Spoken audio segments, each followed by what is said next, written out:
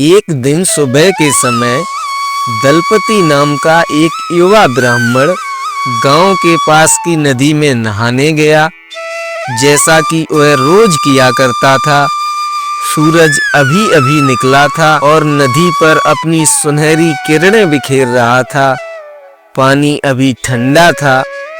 दलपति ने स्नान किया और सूर्य देव की पूजा की। फिर अपने धोए हुए कपड़ों को निचोड़कर एक टोकरी में रखा और जंगल में एक खुले मैदान की ओर चल पड़ा। वहां से वह रोज भगवान को चढ़ाने के लिए फूल इकट्ठे करने जाया करता था। पक्षियों के चहचहाने की आवाजें आ रही थीं। वहीं पास में ही एक सुंदर चमेली के फूलों का पेड़ खड़ा था। वह उसके पास गया और उसने वहां से कई सारे फूल तोड़ लिए। फिर वह दूसरे फूलों की तलाश में जंगल की तरफ चल पड़ा। उसके बाद वह चलते चलते एक निर्जन स्थान में पहुंच गया। वहां पर एक किशोर और सुंदर चुस्त दुरुस्त शेर बैठा हुआ था। इस शेर में बहुत साहस था। वह हमेशा कुछ नया करने के चक्कर में रहता था। अपने बचपन में धक्के मुक्के में वह अपने वंश में सबसे ज्यादा तेज और चालाक शावक था, जो सदैव अपने बड़े भाई बहनों से झगड़ा किया करता था और माँ बाप की उसे अक्सर डांट पड़ती रहती थी, मगर वह ऐसी डांट का कभी भी बुरा नहीं माना करता था। वह झगड़ा करता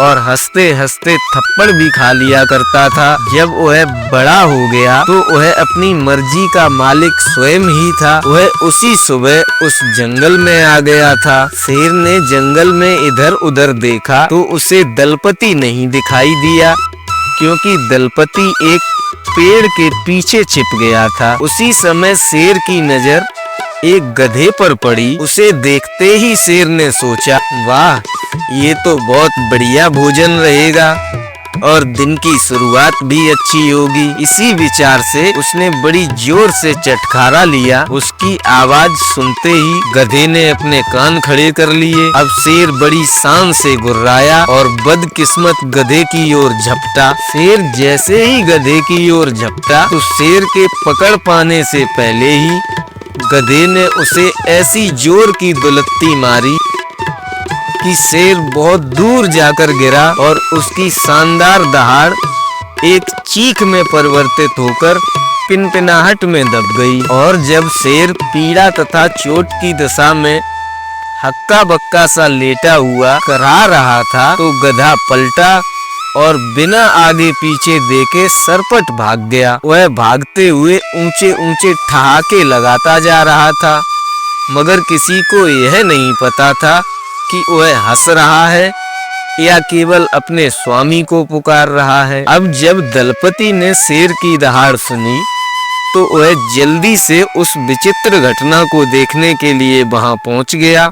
उसने गधे को हंसते देखा तो वह भी जोर जोर से हंसने लगा। हंसते हंसते उसकी आंखों में आंसू आ गए। जब उसने जंगल के राजा को ढेर की तरह पड़ा हुआ देखा तो उसकी ओर उंगली से इशारा करते हुए और जोर से हंसा। यह बिल्कुल वैसे ही था जब आप किसी को केले के छिलके से फिसलते हुए देखते हैं, उसी तरह शेर भी पड़ा था। जब बेचारा शेर होश में आने के लिए साहस बटोर रहा था तो दलपति की हंसी की धीमी सी आवाज उसे सुनाई दी। उसने धीरे से आंखें खोली। शेर को काफी चोट लगी थी, क्योंकि उसे गधे ने दुलत्ती मारी थी। उसने उठकर देखा कि उसके सामने एक आदमी जो उसकी पकड़ की सीमा में भी खड़ा है और भागने की कोशिश भी नहीं कर रहा है।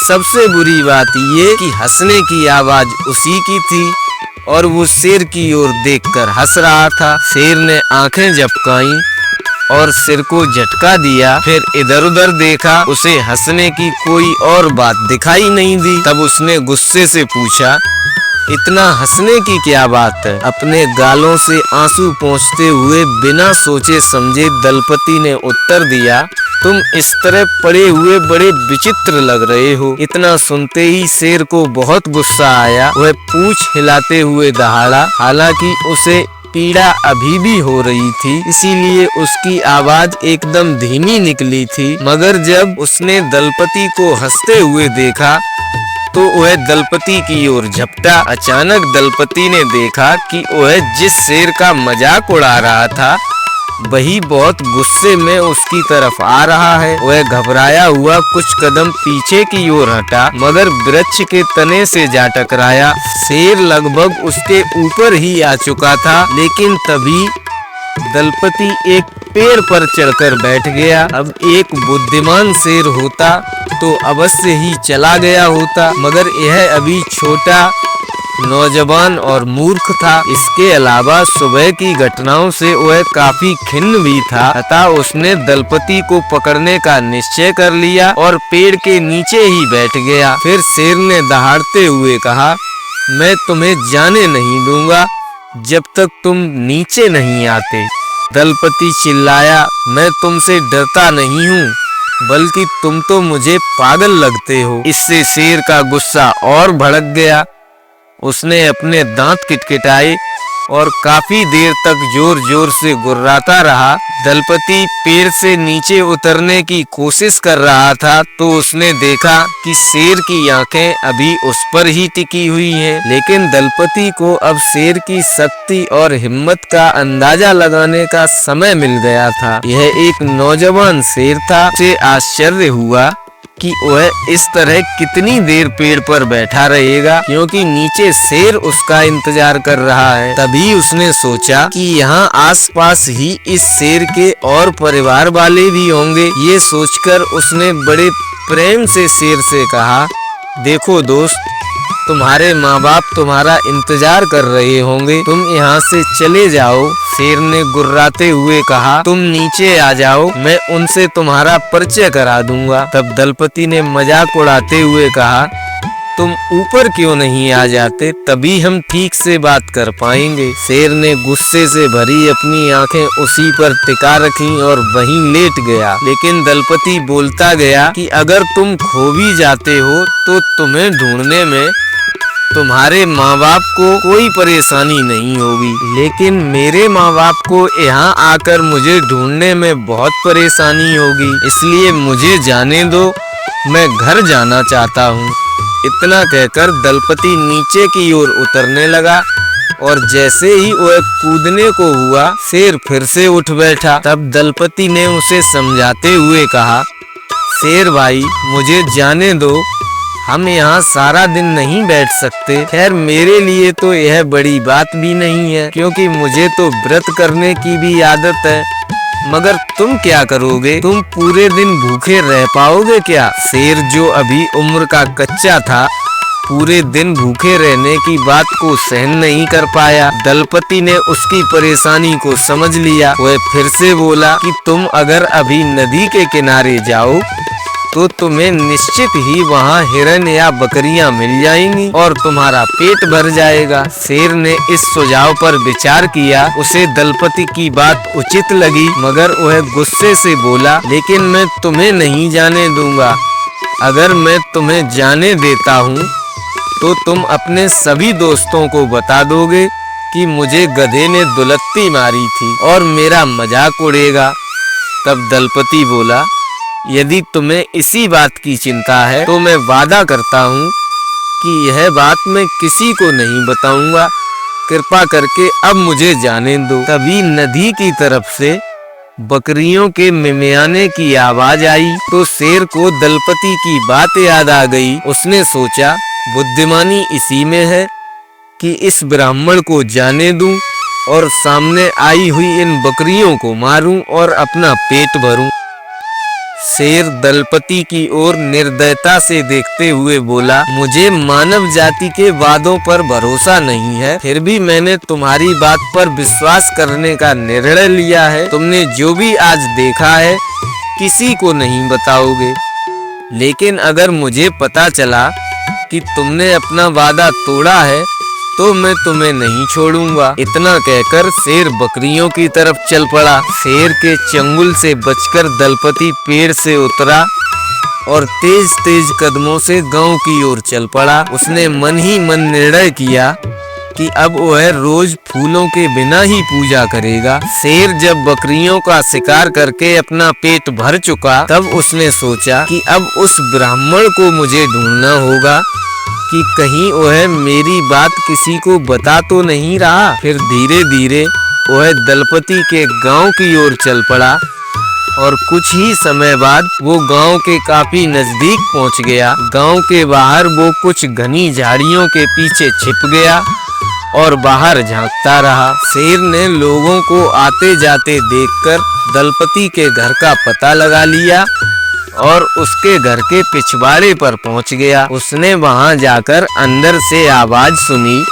दलपति की पत्नी उससे पूछ रही थी कि बेहतर यही है तुम मुझे बता दो कि अकेले में क्यों हंस रहे थे। ब्राह्मण ने उत्तर दिया, बता तो रहा हूँ कि कोई बात नहीं है। पत्नी ने फिर कहा, कोई भी व्यक्ति अकेले अपने होश में बिना बात के नहीं हंसता। दलपति ने पूछा, क्या खुश होना या हंसना गलत बात है? तब उसकी पत्नी गुस्से में भड़कती हुई बोली, जब तुम बिना बात के हंसते हो तो मुझे लगता है कि तुम मेरा मजाक उड़ा रहे हो। दलपति ने उसका गुस्सा ठंडा करने के लिए कहा कि मैं तुम्हें बता दूंगा, मगर तुम वादा करो कि वो बात किसी को नहीं बताओगी। उसकी पत्नी ने वादा किया। तब दलपति ने अपनी पत्नी को गधे और शेर की कहानी बड़े मजेदार ढंग से सुनाई। फिर वह भी जोर से हंसने लगी। उनकी हंसी को सुनकर घर के पीछे छिपे शेर का गुस्सा बढ़ गया। उसने मन में सोचा, इस जरा से आदमी ने अपना वादा नहीं निभाया और अपनी पत्नी को सारी बात बता दी। अब जल्दी ही यह पूरे गांव को भी बता देगा। कुछ देर बाद जैसे ही दलपति अपने घर के पिछवाड़े आया तो शेर ने उस पर हमला कर दिया और उसे गिरा दिया। उसने अपने पंजे दलपति की छाती पर रख दिए। इस बार दलपति इतना ज्यादा डर गया कि उसकी चीख भी नहीं निकली। शेर ने धमकी भरे स्वर में कहा, तुमने अपना वादा तोड़ दिया, अब मरने के लिए तैयार हो जाओ। तब दलपति ने दिमाग लगाते हुए कहा कि तुम यदि मुझे यहाँ मारोगे तो तुम्हारे दूसरे साथी कभी यह नहीं मानेंगे कि तुमने अपने आप एक आदमी को भी मारा है। उसकी यह बात सुनकर शेर ने सोचा कि बात तो सही है, मैं अपने घर के सदस्यों को जब बताऊंगा तो वो ऐसे नहीं मानेंगे। इससे अच्छा यही है कि मैं इस आदमी को जंगल में ले जाकर उन सभी के सामने मारूं। शेर ने चेतावनी दी कि मेरी पीठ पर बैठ जाओ और अगर तुमने थोड़ी सी भी चूचा की अथवा भागने की कोशिश की तो मैं तुम्हें खत्म कर दूंगा। दलपति चुपचाप बिना कुछ बोले शेर की पीठ पर बैठ गया। उसने सोचा, कम से कम कुछ समय के लिए तो मैं मृत्यु के पंजे से बच गया। इसी बीच दलपति अपने बचाव के उपाय सोचता रहा। उसे एक ऐसा उपाय सूझा जो कारगर हो सकता था। उसने अपने कंधे पर ओढ़े हुए अंगोछे के चारों कोनों में 4 गांठें लगा दी। 1 मिनट बाद उनमें से एक गांठ को खोलकर बोला, क्या तुम वही हो? ठीक है, बंधे रहो। और गांठ को फिर से बांध दिया। शेर गुर्राया, किससे बात कर रहे हो? ब्राह्मण ने कहा, किसी से नहीं, तुम आगे चलो। शेर चलता गया, मगर थोड़ी ही देर बाद दलपति ने फिर से दूसरी गांठ खोली और उसने झांकते हुए बोला, क्या तुम वही हो? अच्छा, बड़ी खुशी की बात है, बंधे रहो। शेर फिर थोड़ा गुस्से में बोला, तुम किससे बातें कर रहे हो? दलपति बोला, मुझे अपने आप से बात करने की आदत है। शेर को कुछ शक होने लगा, मगर शेर को सामने कोई दिख भी नहीं रहा था, तो उसने भी सोचा कि शायद ये अपने आप से ही बात कर रहा है। 5 मिनट बाद दलपति ने अंगोछे की तीसरी गांठ खोली और पहले की तरह बोला, तुम वही हो? ठीक है, बंधे रहो। इस बार शेर ने उसे जमीन पर धम्म से गिरा दिया और उसके ऊपर खड़ा होकर गुर्राया, बेहतर यही है कि बता दो तुम अभी किससे बात कर रहे थे, अन्यथा मैं तुम्हें इसी समय मार दूंगा। दलपति मन ही मन बहुत खुश हुआ, उसकी योजना काम कर गई। तब वो बोला, मैं तो केवल अपने सामान की जांच कर रहा था। तब शेर बोला, कौन सा सामान? तुम्हारे पास तो कुछ नहीं है। तब दलपति ने कहा कि मेरे अंगोछे के कोने पर बंधी 4 गांठों को नहीं देख रहे क्या? शेर ने कहा, उनमें क्या है? तब दलपति बोला, उनमें मेरा सबसे कीमती सामान है।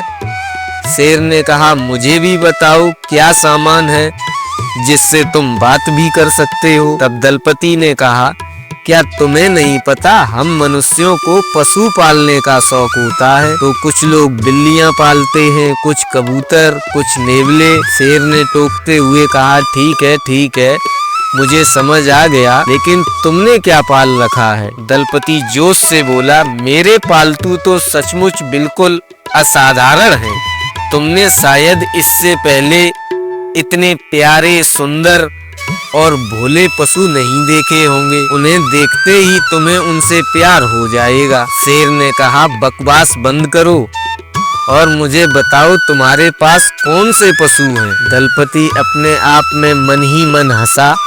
उसकी योजना काम कर रही थी। वह बोला, एकदम सरल है, मेरे पास 4 गधे हैं जो शक्तिशाली और स्वस्थ हैं, बिल्कुल वैसे ही मगर उससे थोड़े बड़े जिसने सुबह तुम्हें दुलत्ती मारी थी। जब गणपति ने ऐसा कहा तो गधा शब्द सुनते ही शेर एक कदम पीछे हट गया और उसकी आंखें खतरे के संकेत से गोल हो गईं। सुबह की दुलत्ती की याद अभी भी उसे दर्द दे रही थी। वास्तव में सुबह की चोट से उसके कई जगह दर्द हो रहा था। शेर अब कभी भी किसी गधे से मिलना नहीं चाहता था। इसी विचार से शेर डर गया। तब दलपति ने अवसर का लाभ उठाते हुए कहा, क्या तुम मेरे 4 गधों को देखना चाहोगे? मुझे तुम्हें उनके साथ मिलाकर बहुत प्रसन्नता होगी। शेर बोला, 4 गधे? शेर ये सोचकर ठंडा पड़ गया कि 4 गधे, अगर एक गधा इतनी जोर से मार सकता है तो 4 गधों से क्या होगा। इससे अच्छा ये है कि अपनी भलाई के लिए इस ब्राह्मण को अभी मार दिया जाए। जब वह ऐसा सोच रहा था तो उसने देखा कि दलपति अपने अंगोछे की गांठ को खोल रहा है। शेर ने सोचा, हे भगवान, अब 4 गधे मुझे मारेंगे। यही सोचकर उसने आव देखा न ताव पीछे की ओर पलटा और उल्टे पांव भाग लिया। वह इतनी तेज भागा कि शायद इससे पहले वह कभी भी नहीं भागा होगा। 10 सेकंड में ही वह आंखों से ओझल हो गया। दलपति अपनी योजना के सफल होने पर घुरघुराकर हंसता रहा और बहुत खुश हुआ। दलपति ने अपने घर का रास्ता पकड़ा। उसने तत्काल तो अपनी चतुराई के बारे में किसी को नहीं बताया, मगर कुछ दिनों के बाद लोग उसकी कहानी जान गए और वह गांव भर में सबसे बहादुर व्यक्ति बन गया। उधर जब शेर थोड़ा और बड़ा हुआ, उम्र बढ़ने के साथ उसके अंदर बुद्धि आई। तब उसने सोचा कि मुझे उस समय बेवकूफ बनाया गया था। भला एक अंगोछे की गांठ में गधों को कैसे बांध के रखा जा सकता है। फिर शेर कभी भी किसी गांव की तरफ नहीं गया। दोस्तों, कहानी अगर अच्छी लगी हो तो वीडियो को लाइक करके चैनल को सब्सक्राइब जरूर कर लें। साथ ही नोटिफिकेशन बेल को दबाकर ऑल पर कर लें ताकि हमारी आने वाली प्रत्येक कहानी का नोटिफिकेशन आपको समय से प्राप्त हो सके। और हमारे साथ कहानी में अंत तक बने रहने के लिए आप सभी का बहुत बहुत धन्यवाद। महादेव आप पर और आपके परिवार पर कृपा दृष्टि बनाए रखें। जय महादेव।